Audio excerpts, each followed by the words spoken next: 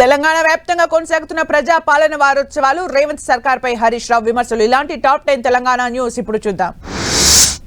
SC వర్గీకరణ అమలు చేసిన తొలి రాష్ట్రంగా తెలంగాణ నిలిచిందన్నారు సీఎం రేవంత్. గత ప్రభుత్వం బడుగు బలహీన వర్గాలకు గొర్రెలు బర్రెలు ఇచ్చిందన్నారు. కానీ జాతి యువకులను డాక్టర్లు, ఇంజనీర్లు, ఐఏఎస్లు, ఐపీఎస్లను చేసేందుకు కాంగ్రెస్ ప్రభుత్వం కృషి చేస్తుందన్నారు. మాదిగ ఎంప్లాయీస్ కోఆర్డినేషన్ కమిటీ ఆధ్వర్యంలో శిల్పకళా వేదికలో సీఎంకి సన్మాన కార్యక్రమాన్ని నిర్వహించారు. తెలంగాణ సొమ్ముతో కేరళలో కాంగ్రెస్ పార్టీ ఎన్నికల ప్రచారాన్ని నిర్వహిస్తోందని మాజీ మంత్రి హరీష్ రావు విమర్శించారు. ఒకవైపు రాష్ట్రంలో ఖాళీ ఖజానా అంటూ దుష్ప్రచారం చేస్తూ మరోవైపు పక్క రాష్ట్రంలో డబ్బా ప్రచారం చేస్తున్నారని మండిపడ్డారు. ఇతర రాష్ట్రాల ఎన్నికలకు తెలంగాణను ఏటీఎంగా కాంగ్రెస్ సర్కార్ మార్చిందని మండిపడ్డారు. ఆదిలాబాద్ జిల్లా కలెక్టరేట్ లో ప్రజాపాలన ప్రగతి ప్రణాళిక కార్యక్రమంపై మంత్రి జూపల్లి కృష్ణారావు సమీక్ష నిర్వహించారు.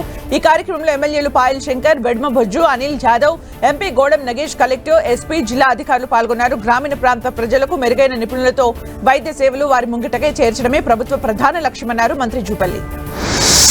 తెలంగాణ ప్రభుత్వం ప్రతిష్టాత్మకంగా చేపట్టిన ప్రజాపాలన ప్రగతి ప్రణాళిక కార్యక్రమాన్ని రంగారెడ్డి జిల్లా సమీకృత కార్యాలయంలోని జిల్లా ఇన్ఛార్జ్ శ్రీధర్ బాబు, స్పీకర్ గడ్డం ప్రసాద్ కుమార్, విప్ పట్నం మహేందర్ రెడ్డి ప్రారంభించారు. ప్రజా సమస్యలు గ్రామాల్లోనే పరిష్కారం అవుతాయని మంత్రి శ్రీధర్ బాబు తెలిపారు.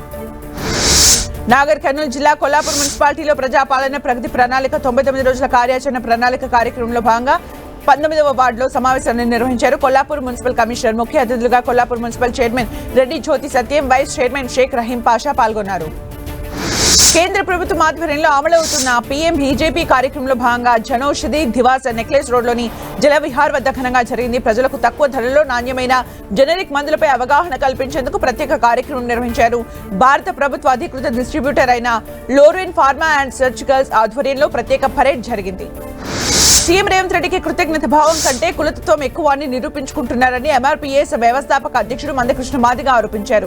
ఇప్పటికైనా సీఎం రేవంత్ తన ముసలి కన్నీరు ఆపి నిజాయితీగా ఉండకపోతే మాదిగలు రేవంత్ పాలనకు అడ్డుకట్ట వేస్తారని మండిపడ్డారు.